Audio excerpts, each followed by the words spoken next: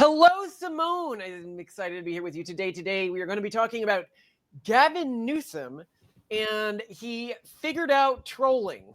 And the left didn't exactly figure it out. You know, he's sort of the human personification of the left can't meme. But he has started trolling, and the left is loving it. This is like in Jurassic Park when the raptors figured out how to use door handles. Yeah, except not really. Oh, It's God. But he's getting traction. I just think it's too soon. I also, it's a wider theme of this episode. What I want to ask is, because some people have been saying this, they go, you do not appear to be able to have a voice within modern American politics without trolling. That trolling is a necessary part of playing the current political game. And I would argue, yes, yes, it is. And this isn't necessarily a bad thing, as a lot of people say. I mean, we have grown our political platform through trolling. And I love that the left is attempting to troll now because it comes off so bad. Sorry, I remembered that we have a bunch of non-American viewers. Gavin Newsom right now is the Democrats' top contender to be running against JD Vance in the next presidential election cycle. So this ends up coming so bad because people are sharing these photos of Gavin Newsom against JD. You showed me one. Yeah. And Gavin Newsom looks like a bully. Like, if you look at these, not like a bully, but like your standard rich bully kid, like if physiognomy is anything, he looks like a bully. And he looks American Psycho. Yeah, he looks like it. He acts like it. Like even today. So Gavin Newsom acts like Patrick Bateman from American Psycho. Like his whole thing feels so constructed. He saw Trump doing well by trolling people, and so then he goes and tries to troll people. If you look at his political career up this, he's just been like a chameleon, copying and copying and copying whatever he sees somebody else doing. There is an idea of a Patrick Bateman, some kind of abstraction, but there is no real me, only an entity, something illusory. And though I can hide my cold gaze, and you can shake my hand and feel flesh gripping yours, and maybe you can even sense our lifestyles are probably comparable, I simply am not there. I mean, I think Patrick Bateman is a much better name for him than Newsom, which is Trump's. But Trump, by the way, got that. And I'll play a video of him admitting this. But he said that some kids called him this in 7th grade and it hurt his feelings. I have my kids' friends calling my kids new scum. That I get, because I was called that in 7th grade. And so Trump picked up on it. Oh, God. Make fun of him for having his feelings hurt for something so effing stupid. From the 7th grade. Oh, good heavens. The progressives like, Trump can sniff out weakness like a hound dog or something. And I'm like, yeah, I guess. Here's another fun early picture of the two where Gavin Newsom, after high school, got money from the Gettys to buy a vineyard in Napa, and JD Vance went to join the military because, you know, of course, poor family. But this guy's going up against JD Vance. And JD Vance, you look at him, physiognomy, and I go, this guy looks like a guy who played Magic the Gathering. And believe it or not, he was actually a very big fan and is still a big fan of Magic the Gathering. So that's what he looks like. And I think that we saw this, and we pointed this out in the last election cycle, was the left, because it is now the culture of the urban monoculture, the dominant culture in society, and now is attempting to impose those urban monocultural values, has become the party of the bully.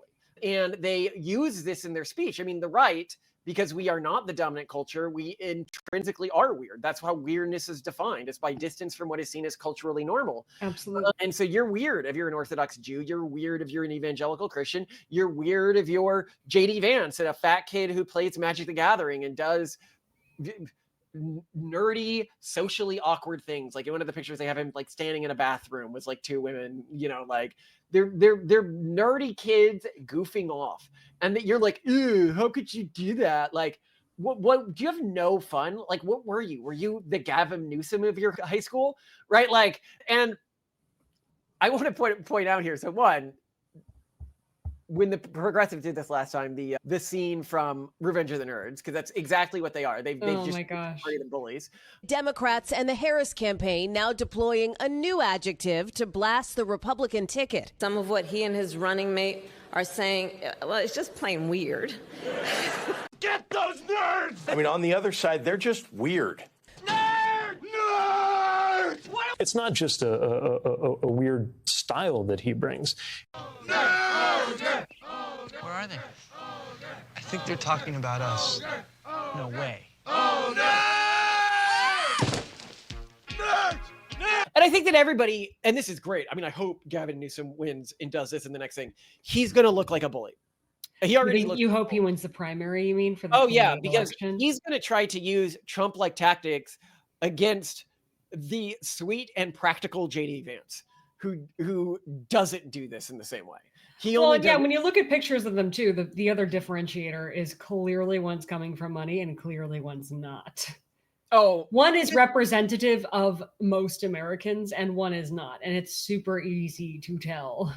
This is what really gets me as well. Is Gavin Newsom has gone with this whole "I wasn't a rich kid" thing. So I'll get to what he says in regards to that. What? How? If you know JD Vance grew up in actual poverty. There's like the scene where his grandma was going to set their grandpa on fire for coming home late, and somebody had to hide the matches or something. We love Mima. Mima, the hardcore person. You know, he grew up in actual, Appalachian region poverty. And he was raised by his Mima because his mother was dealing with really intense drug addiction. Like, again, this is not the story. And then in the meantime, when this guy was fat and being picked on and playing nerdy games, Gavin Newsom, this is what he has to say about his childhood. Okay. Spoken out about feeling like an outsider at times due to his learning disability. He has dyslexia. His dyslexia. I have dyslexia. Not an issue. It's not a real learning disability. It's a learning inconvenience. And the instability from the divorce. But he also benefited from a network of wealthy San Francisco families. So let's talk about this poor, struggling, divorced family. By the way, my parents got divorced when I was a kid. It's a non-issue.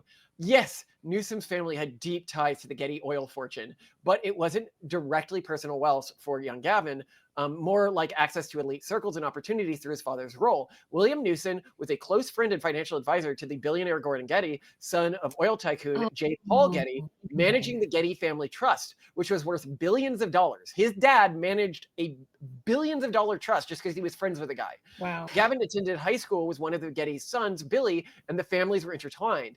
Gordon even helped fund some of Newsom's early business ventures later in life, like his Plump Jack wine shop in 1992. However, Newsom pushed back on portrayals of his childhood as privilege, emphasizing that his mother struggled financially post-divorce. Yeah, but what about your father? What? No. Sorry. What about your father, buddy, who was running the multi-billion-dollar hedge fund in the 80s? That's a lot more money back then. You never financially struggled. And this sort of stolen valor, when you're contrasting it with somebody like JD Vance, and you're contrasting it with this guy who looks like a bully and will show that he still acts like a bully. Like he still has this inclination. He bullied Trump before Trump ever did anything to bully him or his side, which we'll get into as well. His net worth today is $20 to $25 million, which almost entirely comes from businesses that the Getty family funded for him. Must be nice. Yeah, must be nice. But no, I think that this is something that we need to come back to regularly when we're framing this. Oh, and I'll note here that people started calling him, because he's added this to his trolling, and we'll go over some of his trolling, this idea that he's Christopher Columbus because he redraws maps so much. This has to do with you mean like California redistricting kind of map redrawing? Gerrymander California, even though California is already pretty gerrymandered. By the way, if you look at gerrymandering, if you created a federal law against gerrymandering, the Democrats would fight against it like crazy because gerrymandering on average helps Democrats and not Republicans. So I decided to check to see if this was still true, and it looks like these days it's about 50-50 in terms of who benefits from gerrymandering. Maybe leaning Republican, but that's probably because most newspaper publications that report on this are Democrat leaning. I mean, yes, Republicans are attempting to gerrymander Texas, but it wouldn't even out the existing gerrymandering. But he's like threatening gerrymandering in California, more gerrymandering against Texas, and he's doing this whole Christopher Columbus thing, which is funny because he advocated for the taking down, not Democrats, he himself advocated for the taking down of Christopher Columbus statues in 2020. So, okay, like just forgetting any form of continuity here, he's a face stealer. Just whatever he sees doing well, he's gonna copy and imitate. Before I go further, this one I found funny. Here are the two's family photos next to each other. One of these guys is considered a white nationalist, and the other one isn't. Would you ever guess which one it is from these family photos? Before I get into some of the failures and controversies associated with him, you grew up with this guy, right? Like, Yeah, the really funny thing is I was not politically involved as a kid, and yet I have this deep entrenched understanding of Gavin Newsom as a like an extremely savvy / slimy, or at least like very tactical political player who was always thinking about himself and how to look the right way. And there were these political cartoons that ran in the San Francisco Chronicle that always depicted him a certain way and drew him this really certain way that was just, he was just always depicted as being so slick. And it's crazy to see just that throughout my lifetime, nothing has changed. I mean, you've been haunted by this slick face stealing Patrick Bateman. Yes, yeah, like the comic was called Bad Reporter. I'll try to find some images of it I can share with you. And the long game is, I respect the long game. I mean, he's been going for it. Kind of how like Pete Buttigieg had the same like sort of career long game approach of, you know, first I'm going to serve in the military, and then I'm going to do this, and then I'm going to do that. Gavin Newsom has been doing it, but just within the realm of politics for such a long time. I feel though like he's making some kind of breakthrough right now, leveraging the fact that Trump won, using this podcast he launched. He's getting traction in a way he's never gotten traction before outside the realm of just San Francisco and then just California. Yeah, no, I agree that this is working for him in a way. And I'll note here, when I talk about him making fun of Trump before Trump ever did him, you go back to Trump's first run when all the Democrats acted like he was a joke. And you have Gavin Newsom tweeting things like, Donald Trump this week, let's get back to the issues. Like just joking, proceeds to take time giving his rating of an actor on a comedy show. So he's sort of mocking Trump as a distraction back here. When they were back in 2016, egged on, if Donald Trump can't stand up to Billy Bush, how can he ever handle the pressure of the Oval Office? And then in a picture of him next to Donald Trump Jr., he says, tough choice. One now leads the world's fourth largest economy. The other sells phones. You know, trying to just, from the very beginning, he can't be like, oh, I'm only just now taking the low road. He took the low road from the beginning. And I'll note here, if we contrast Gavin Newsom with other times when people have decided to make fun of Trump, Trump is motivated by this stuff. This is what keeps him going, right? You are giving him fuel. You are not causing him to misstep.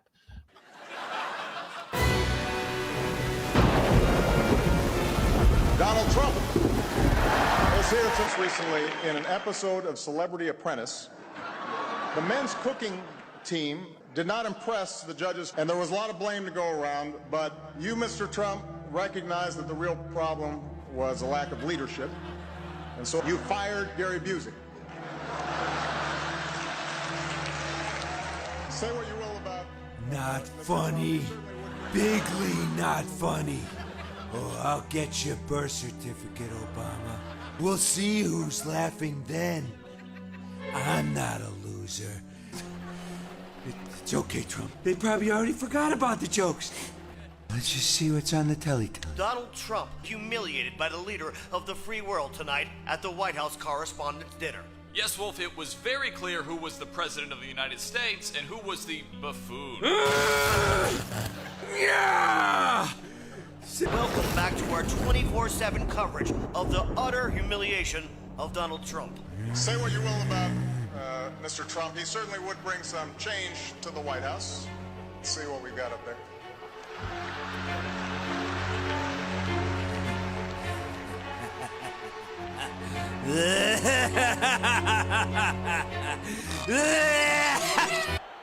We will make America great again.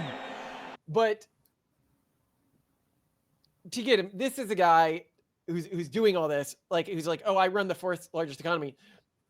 California is bleeding people right now, just tons and tons of people are leaving the state. I think I was looking at it, over 1 million people since he took office have left the state, which is insane. People do not want to be in the area that you're running. They're fleeing. Yeah. And he also lit the state on fire, which was pretty crazy that somebody did that. You I mean, aside from the literal fires, or just like you're referring I'm joking, to the literal fires. So in 2021, he claimed 35 priority projects from a 2019 executive order treating 90,000 acres of land. The problem is only 11,000 or 13,000 were actually treated. So he lied by 690%. And he did this through cutting $150 million from CAL FIRE's mitigation budget that year, despite them having a surplus. And so you can be like, oh, well, he was doing that to save taxpayer money. And it's like, oh, no, let's see where he was sending that money. Okay. Instead, a task force to study reparations for Black Californians, including historical research and recommendations for compensation that they spent $12 million on. Research for reparations that obviously just aren't going to research. Oh gosh. He gave $1.48 million to his wife's nonprofit selling gender equity curriculums to schools. Massive spending on homeless programs with $24 to $37 billion on his homeless programs. But, oh, what did those programs spend the money on? Local COC boards, which coordinate federal and state homeless funds, e.g. $683 million, had dedicated racial equity committees to analyze disparities and prioritize services for underrepresented groups like Black Californians, who made up Sacramento COC, for instance, removed its committee and scrubbed terms like racial equity. I don't understand this. With federal, they had to remove all that due to the anti-DEI rules. No specifics are tied to it, but it's estimated that 24 to 37 billion in state homeless funding have gone to this sort of stuff. Yeah, the total net that left is 1,042,000. Although some sources show around 800,000. But I can pull up. I thought that this was interesting because the progressives are sort of freaking out about this. And I thought that this meme was good by Paul F. Thomas. And he goes, quote, "I'm sick of these purity tests," because a lot of progressives are like, oh, he's not progressive enough. No candidate is perfect. Newsom may not care about homeless people or trans people, but he's the only one hiring social media posters to ask ChatGPT to talk like Trump.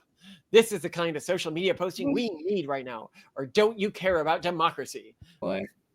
But that is like basically what he's doing, right? His social media interns to talk like, and that's the thing about this is with Newsom, it comes off as so inauthentic because we all know that when Trump account tweets something, it's not a social media manager. It is Trump on the podcast. It's Trump Kofifi. Yes. You know that Gavin Newsom isn't tweeting any of this. It's some social media intern who's been given direction that our analytics show that this works. This is no different than like the Coca-Cola account when it gets on like a streak or something like that.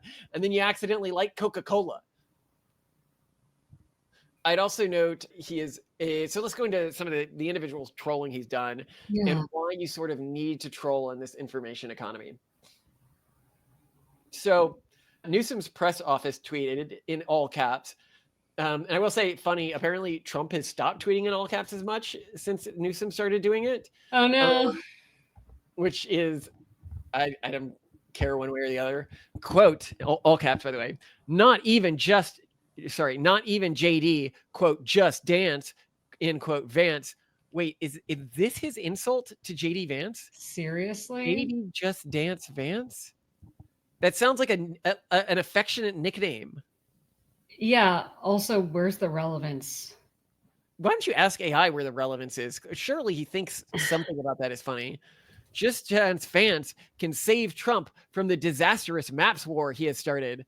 What? You guys, as I pointed out, the Democrats do more gerrymandering than Republicans, but okay. Not even his eyeliner looks as pretty as California map lines.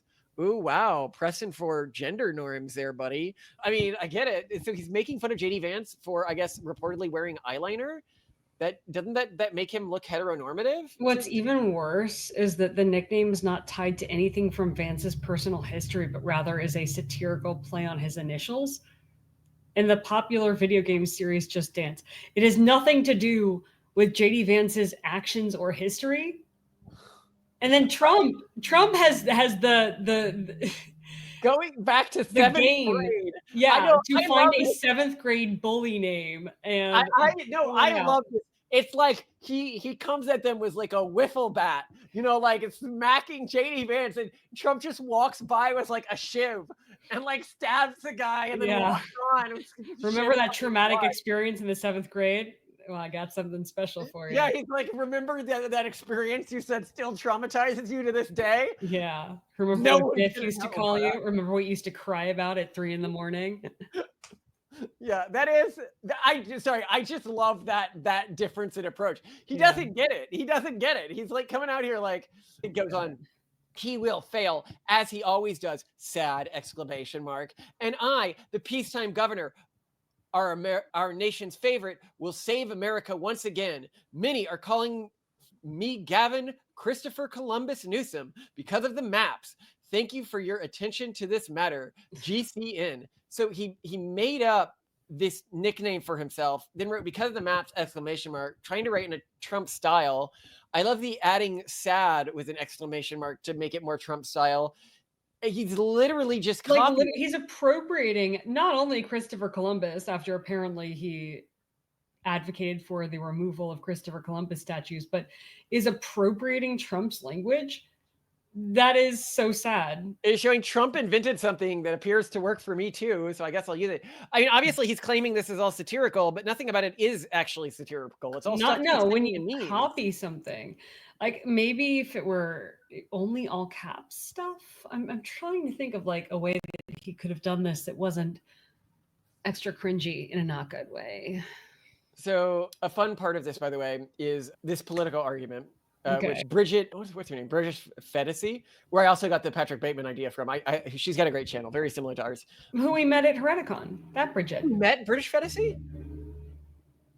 I guess we did. She's the one who introduced our talk. Yeah, she was the MC. She has a YouTube channel where she comments on news. I remember thinking she was so nice at Hereticon, but I didn't watch her channel yet. And now she's just like, oh yeah, I'm like a low-key influencer, but like not that big. She was huge, and she is still huge. So yeah, she's about twice as big as us. Yeah, we should reach back out. She's a very delightful woman. In person, by the way. This is me saying, like, I met her. I didn't know she was famous at the time when I met her. Now that I'm putting the two people together, I'm like, oh shit, that was the same person. She was very nice, very delightful, very warm. Not one of those like, oh, you meet, not even remotely pretentious, just super cool. Yeah. Yeah. Fun. But anyway, Malcolm is face blind for reference. This is why he can meet someone at a conference and have absolutely no idea it's an influencer whose content he's been consuming. So I didn't watch her channel yet back then. On Politico, she said that this article desucked Gavin Newsom and it was really gross. But I'll just do a quote from the article here so you can get an idea of how much, because all of the Dems they love that he's doing this because they think that the Republicans are freaking out that he's doing this instead of just looking at them as this is really sad, but they think that they're scoring wins. Newsom has entered the digital dojo and he's performing the sort of mimetic jiu-jitsu that's scaring Republican white belts unused to actual competition. Smith tells Politico, for too long, Democrats have been posted up in the parking lot, too afraid of getting it wrong to throw a jab. This should energize folks to get into the octagon.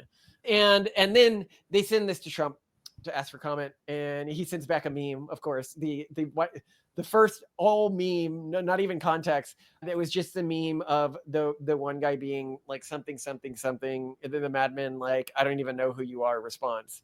Many people have pointed out that this may have been a bad meme to use in this instance because in the original context of the show, he was trying to hide that he did know who he was and he was hiding his insecurity. But I really don't think, I do not think there is any mainstream Republican who wouldn't love Gavin Newsom to be our competitor in the next election cycle.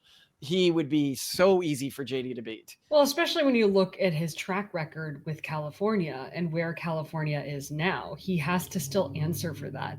Plus the fact that his background is so not relatable to the average person, that he came from so much privilege.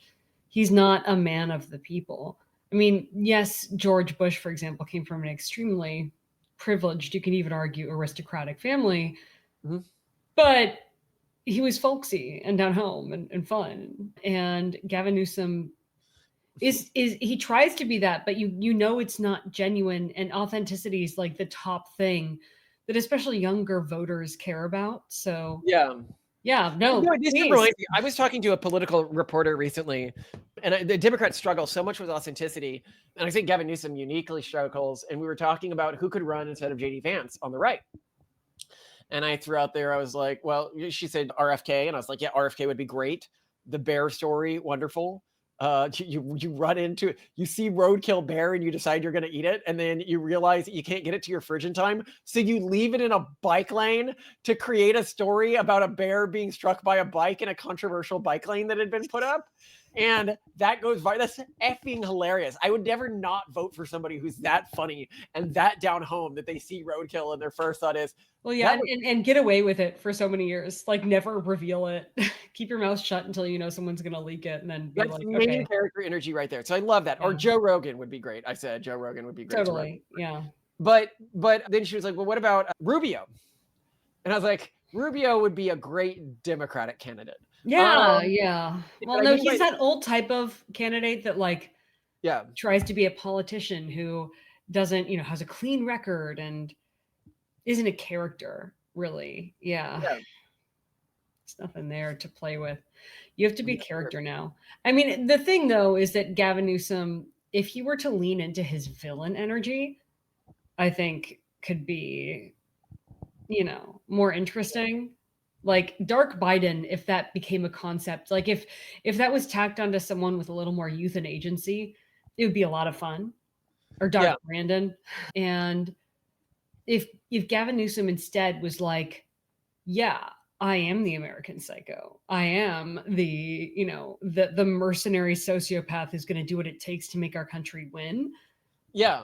People would like that. Could be interesting. And I mean, and that is him. That's also authentic. Well, not America win for him, but make me win. But still, I feel like people could get behind that.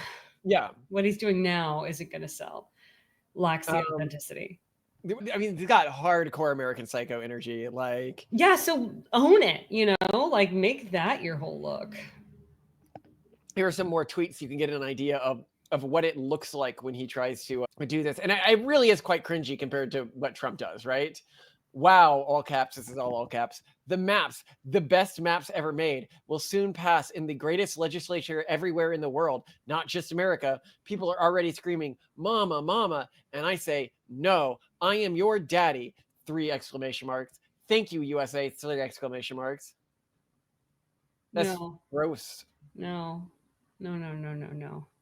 What he should do is with his podcast, it should be a video podcast if it's not, he should have like sponsorships with all those face mask companies and just show his like morning routine, but like all shot American Psycho style. That would be great. Just like really, I don't know, just over the top, self-owning. Trump self-owns all the time. JD Vance, retweets South Park episode stuff. They know how to laugh. Yeah, when I point out that he isn't afraid of, revealing his own sort of, like, we recorded an episode, who knows when it goes live, on Trump's religious beliefs. And in that thing where everybody always is like, Trump said, he's never asked God for forgiveness because he doesn't have, anything to ask forgiveness for. It's actually a bit more nuanced to that when you see his full take. He said that he thought it was more important that he tried to solve his mistakes himself rather than externalize it, is essentially the way he framed it. Yeah. And he said after that, he goes, and I know that this isn't the answer I'm supposed to give. He's like, I know that I can get in trouble for saying this, and I should just be saying, but that's yes, him being honest. And isn't that great? Yeah. Or recently when he's like talking about getting into heaven, right? He's like, well, if I could save 7,000 people a day, I think I get into heaven because, people out there are saying I'm not high on that list. And he's out there saying this about himself. Yeah. Yeah. I do just love the concept of making it right. I mean, asking God for forgiveness is messed up for me twofold. One, it makes you think you can be absolved of your flaws without fixing the problem. But 2, who has the gumption to believe that God is personally offended by you messing up? God who made you? That's like, no, he's not that immature, man. Like, he's got bigger things to worry about than the fact that you slept with someone outside of the bonds of marriage or something, right? So, Yeah. I'm with Trump on that one. I like that better. Like, I gotta work on this myself. I Yeah, I got to screwed make up. it right. If you made the mess, clean up the mess. Don't say I'm sorry. That's so Well, I stupid. did pray after I spilled the milk. Yeah. Um, So no, but I think that what we're seeing here, and the reason I mention that is Trump is very open about things that lead to a degree of vulnerability, just not admitting mistakes. And in our religion episode, we'll explain why he will admit mistakes to himself, but he doesn't like to admit them in a public stage because Yeah. there is a religious reason for this for Trump. But yeah, if you want to get another one from him here, Trump is imitating me instead of he's imitating Trump. And then in response to a post about MSNBC's ratings implying Trump towed down his all cap after Newsom's parody, he did this jab. Again, all of this is all caps. Tiny Hands is out here copying me, but without the stamina, sad, and certainly without the looks. Total beta! Exclamation mark. Tiny Hands. So he calls him Newscum and Tiny Hands. No, this was what's his face said about Trump. Trump? No, Trump's hands are Gavin swollen. Newsom Everyone's wrote watching this. his hands like crazy. Gavin Newsom wrote this about Trump, i.e., Gavin Newsom typed this to make fun of Trump while making fun of Trump. Gavin Newsom is calling Trump tiny hands. Okay. Or targeting Fox News, he said, Fox edits the tapes. News must cancel their weekend stinkers immediately, 3 exclamation marks. Cancel the Fox News stinkers now, exclamation mark. And he put that in quotes, trying to, I guess, start Fox News stinkers as like an insult phrase that he wants people to use. Stinkers. Thank you for your attention to this matter, exclamation mark. He later says, no personality, no talent, very low energy.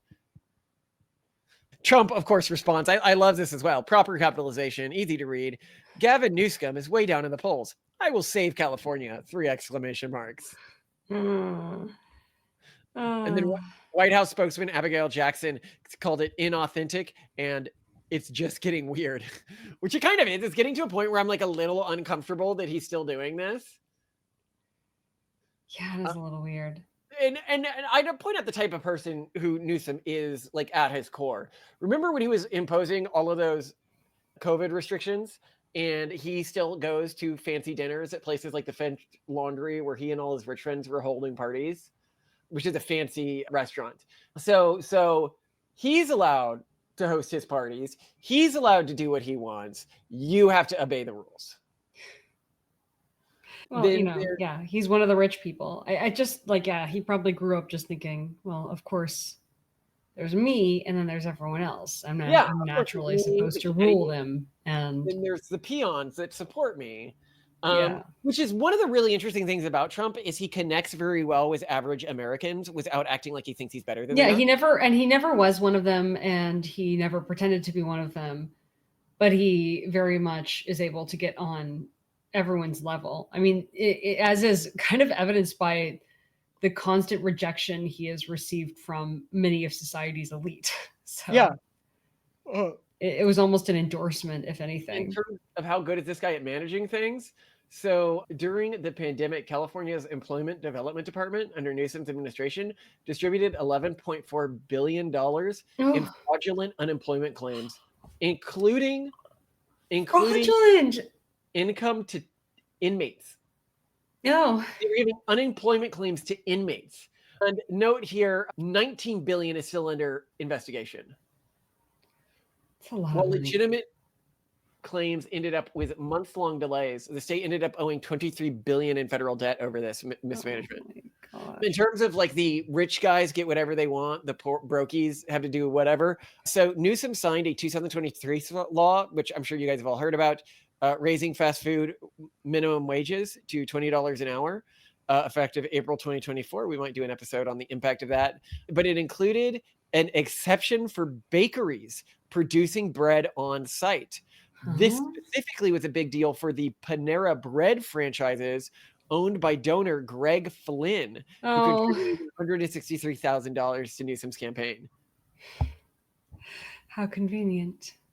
Well, Newsom accepted donations from PG&E, this company in California that keeps blowing stuff up, like people's houses and neighborhoods and causing wildfires.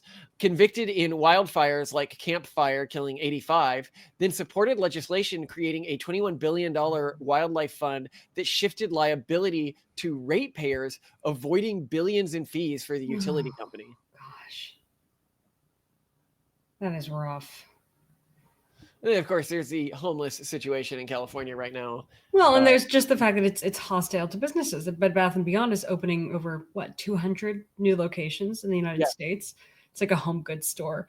And they're not conspicuously not opening anything in California because it is so hostile to businesses. And then his like, response is to like chastise them and be Yeah. like, hey, it's not worse here. And it's been like, we can all see the videotapes of people being like pulled out of their car and like mainstream LA or SF or Well, and the rampant shoplifting, all these other issues for businesses in California. because they refuse to elect. I'm sorry, not elect. They refuse to arrest minorities. You know, they're like, oh, we could get in trouble if we do that. I mean, if they're stealing it, they must need it. You know, I am very interested in Zero Allah, whatever his name is, trying to Zorhan do Mamdani. Yeah, a state-run grocery store in DC, where is it? Manhattan. You know, such a bad idea, by the way. Well, everyone knows it's not going to work. Grocery stores make such little margin. They make like 0.6% margin. Like that's the most you could save is 0.6 cents per dollar by doing it, what he wants to do. But of course, it's going to be less because either they need to actually do security or they're just going to bleed money through shrinkage. I don't even want to think about it. But in terms of the modern information economy, the reason you need to, and people like him are needing to troll, is news media doesn't matter anymore. When we get news articles, they're just sort of like icing on the cake for us right now, right?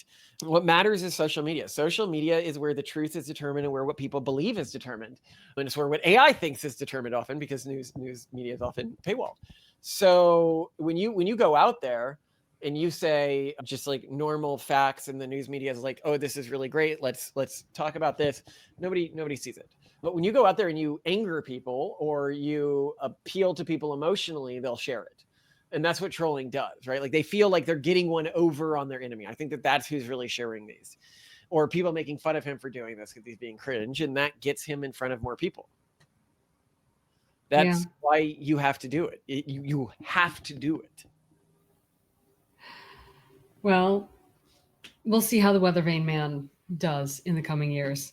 I would be delighted if he ran. I would honestly be delighted if he developed the balls to have some authenticity and leaned into his villain aesthetic, because that would be even more fun. Like I would love a formidable candidate, and I don't really see. I mean, AOC perhaps, but I don't see that really happening. You know, we are moving in a direction of greater socialism, so we're going to see it regardless. I think AOC is the top candidate right now. Yeah, I'm ready. I want something interesting. At least should be interesting. Yeah. I mean, I don't want to compete against her. I would much rather compete against Newsom than AOC. AOC is a much stronger candidate. Yeah, she has less dirt. Like she's just had less of a career and track record that shows repeated serious damage done to the areas under, for which she's responsible. Are going to try to run another woman of color for a while. Because they actually believe that's why they lost. Oh, no. I hope not. They do. I don't think so. Look at their commentary. They're like, oh, America's just not ready for a woman of color yet. Oh, no. I remember them trying to do that with Hillary, being like, well, they just didn't vote for her because she was a woman. But that's as I've said historically, who they should be running is Jon Stewart. Oh, Jon Stewart versus Joe Rogan. Let's go. Who do you vote for? Right? Yeah. JD Vance, Joe Rogan, vice president. I love that. Can we get that, please? Can we, please? Yeah. Okay. I mean, I've always said if I was running for president and I could choose anyone for VP right now, I'd be choosing Matt Stone or Trey Parker. Oh, I think they would be to die for. Oh. They would never want to, though. I think they have too much fun laughing at the world, and they don't want to be saddled Like they know better than to be saddled with the responsibility of running the United States. You know, they're like, I'm not that dumb. So I'd be like, but you can fix things. yeah. I mean, they would also look at the system and how broken it is and be like, yeah, but really? I think they'd be great, but I also think they're too savvy for that. You have to be a certain flavor of dumb to enter politics. And we say this as people who are very interested in being more politically involved, but that's, you know, not a testament to our intelligence and self-preservation. So yeah, there's that. All right. I'm going to get Toasty for his ABA therapy. Let's hope he doesn't. Tonight? I'm making rice, but I'm also making flatbread. So you could just reheat some rendang, I guess. If I have it. I think I have some mango curry. Would you like some of that? Mango curry works fine for me. Put in a few peppers. Okay. Are you sure? I think I made it spicy. Oh, well. Oh, no, if it is spicy, then don't. And I also was going to put in some almonds, but I'll do that after it's cooked. Oh, your sliced almonds. Smart. Yeah. Yeah. Okay. I'll make sure that I have some out. I love you. Love you to death, Simone. And thank you for not being Gavin Newsom. Back at you, but you still have amazing hair, so thanks for that. Are you saying he has amazing hair? He does have good hair. His hair is like a thing in like any parody of him. It's like a helmet of curated, you know. But you have unintentionally good hair. You think I beat him on authenticity? I don't come off like the old politicians. Yeah, you're so authentic it hurts, and I love it. All right, love you, Simone. That velociraptor! Oh, wait. Shoot the barrels! Shoot the barrels! Yeah! You got it!